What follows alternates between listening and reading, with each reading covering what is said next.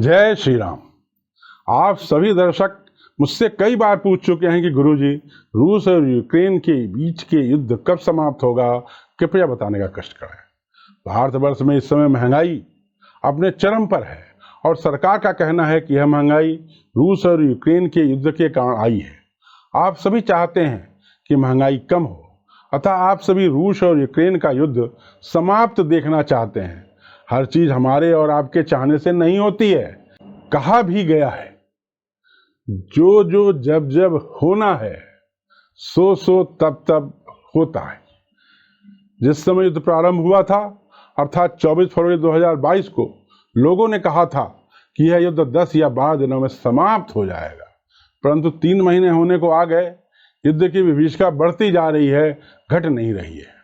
मैं पंडित अनिल पांडे आपको इन्हीं प्रश्नों का उत्तर देने के लिए आज आपके सामने प्रस्तुत हूँ। तथा मेरा प्रयास रहेगा कि माँ शारदा की कृपा से आप लोगों के प्रश्नों का मैं सही उत्तर दे सकूं।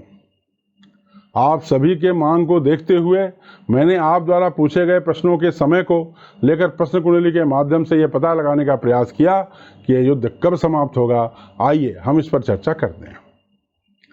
पहली प्रश्न कुंडली तुला लग्न की है। लग्न में केतु विराजमान है, 5वें भाव में शनि हैं, 6ठवें भाव में मंगल और गुरु हैं, 7वें भाव में शुक्र चंद्रमा और राहु हैं, 7वें भाव में सूर्य और वक्री बुध हैं। बाकी सभी भाव खाली हैं। युद्ध हमेशा 2 पक्षों के बीच में होता है, अतः लग्न और सप्तम भाव के बारे में विचार करना आवश्यक है। शत्रु का विचार 6ठे भाव से किया जाता है, अतः 6ठे भाव के बारे में भी विचार किया जाएगा। अष्टम भाव से मृत्यु का विचार किया जाता है और युद्ध के दौरान काफी मृत्यु होती है। अष्टम भाव का भी विचार किया जाना चाहिए। 9वां भाव भाग्य का भाव होता है, 10वां भाव राज्य का भाव होता है, अतः इन दोनों भावों के बारे में भी देखना पड़ेगा। इन सबसे ऊपर तृतीय भाव पराक्रम का होता है, जिस पर भी हमें विचार करना होगा। इस प्रकार हम कह सकते हैं कि प्रथम भाव अर्थात लग्न, तृतीय भाव, 6ठा भाव, 7वां भाव, 8वां भाव, 9वां भाव और 10वां भाव पर विचार करना होगा। युद्ध की समाप्ति के लिए आवश्यक है कि दशा, अंतरदशा, प्रत्यांतर दशा अच्छे और शुभ ग्रहों की हो, लग्न बहुत मजबूत हो। प्रथम भाव में केतु बैठा हुआ है, जिसकी दृष्टि 7वें और 9वें भाव पर है।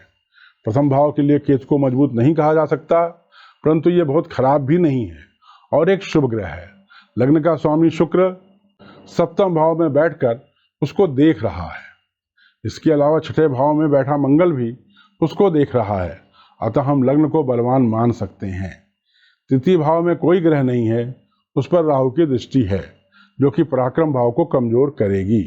इसका अर्थ यह है कि राहु की दशा और अंतर्दशा आने पर युद्ध की विवेचना में कमी आएगी। 6ठे भाव में मंगल और गुरु बैठे हैं। मंगल अपने मित्र के घर में है और गुरु अपने स्वयं के घर में है, परंतु 6ठे भाव में बैठे होने के कारण गुरु कोई अच्छा फल नहीं देंगे। 7वें भाव में शम राशि में शुक्र और चंद्रमा तथा राहु विराजमान है।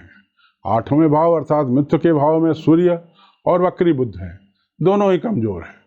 इनकी दशा और अंतर्दशा में युद्ध शांत नहीं होगा। इसका स्वामी बुध है, जो कि कमजोर है, अतः परिस्थितियां अनुकूल नहीं है।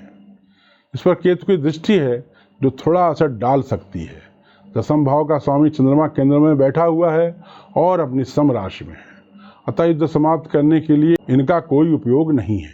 जैसा कि मैं ऊपर कह चुका हूं, यह युद्ध तब समाप्त होगा जब कुछ अच्छे और मजबूत ग्रह एक साथ विषुवंतरी दशा में आएंगे। खटबल साधना के अनुसार इस कुंडली में सबसे मजबूत ग्रह शनि है, अतः शनि की अंतर्दशा आने पर युद्ध में परिवर्तन होगा। शनि की अंतर्दशा 13 अक्टूबर 2022 से प्रारंभ हो रही है, जो कि 17 दिसंबर 2022 तक रहेगी। अब हम गोचर पर गौर करते हैं। 7 दिसंबर 2022 के गोचर को देखने से प्रतीत होता है कि यह समय आते आते युद्ध में बहुत ही कमी आ जाएगी, अर्थात युद्ध समाप्त तो नहीं होगा, परंतु करीब करीब समाप्त होने लगेगा। अतः हम कह सकते हैं कि 17 अक्टूबर 2022 से युद्ध की विभीषिका में कमी आना प्रारंभ हो जाएगी, जो कि 17 दिसंबर 2022 आते आते बहुत कम हो जाएगी। दूसरे दर्शक श्री बनारसी दास जी ने प्रश्न किया था कि रूस और यूक्रेन का युद्ध कब समाप्त होगा। इसकी भी प्रश्न कुंडली बनाई गई। इसके चतुर्थ भाव में केतु, 8वें भाव में मंगल और शनि, 9वें भाव में शुक्र और गुरु, दशम भाव में राहु, चंद्र और सूर्य हैं। 11वें भाव में बुध हैं। पूर्व में किए गए गणना के अनुसार तृतीय भाव का मालिक बुध है, जो एकादश भाव में अपने मित्र ग्रह की राशि में है। निश्चित रूप से काफी बलवान है। छठे भाव में कोई ग्रह नहीं है और इसका स्वामी गुरु अपनी स्वयं की राशि में 9वें भाव में है। 7वें भाव में कोई ग्रह नहीं है। 7वें भाव का स्वामी शनि अष्टम भाव में अपनी स्वयं की राशि में है। अष्टम भाव में मंगल अपनी मित्र राशि में है, तो शनि अपनी स्वराशि में है। 9वें भाव में उच्च का शुक्र और स्वराशि का गुरु है। 10वें भाव में राहु अपनी शत्रु की राशि में है। चंद्रमा अपनी सम राशि में तथा सूर्य अपनी उच्च की राशि में है। सूर्य और राहु में करीब 12 डिग्री का अंतर है, अतः ग्रहण दोष का बहुत ज्यादा प्रभाव नहीं रहेगा। एकादश भाव में अपनी मित्र राशि में बुध हैं। द्वादश भाव को शनि अपनी नीच दृष्टि से देख रहा है। इस कुंडली में भी शुक्र की महादशा में, शनि की अंतर्दशा में शनि का प्रत्यांतर 16 नवंबर 2022 से 18 मई 2023 तक है।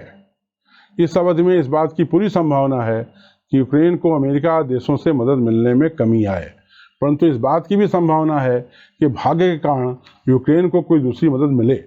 यह बात निश्चित है कि 16 नवंबर 2022 से 18 मई 2023 के बीच में युद्ध के अंत होने की नहीं, बल्कि करीब करीब शांत होने के आसार हैं।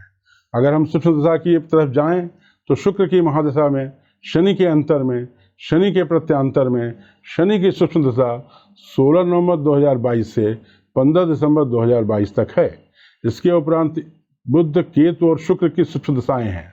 दोनों प्रश्न कुंडलियों का विचार करने के उपरांत हम यह कह सकते हैं कि 16 नवंबर 2022 से 20 फरवरी 2023 के बीच यह युद्ध लगातार कम होता जाएगा तथा 20 फरवरी 2023 से 1 मार्च 2023 के बीच में यह युद्ध समाप्त तो नहीं होगा, परंतु तकरीबन समाप्त हो जाएगा। साथियों, आसरा ज्योतिष ने राजनीतिक भविष्यवाणी में अपना रिकॉर्ड बनाया है। यूट्यूब पर हमारी भविष्यवाणियां सफल हुई हैं। अगर कोई जनप्रतिनिधि हमसे मदद मांगता है और हम उसको मदद लायक समझते हैं तो हम उसकी मदद अवश्य करेंगे। इस संबंध में आप हमारे मोबाइल फोन नंबर पर संपर्क कर सकते हैं। मां शारदा से हमारी प्रार्थना है कि आप सभी स्वस्थ, सुखी और संपन्न रहें। जय मां शारदा।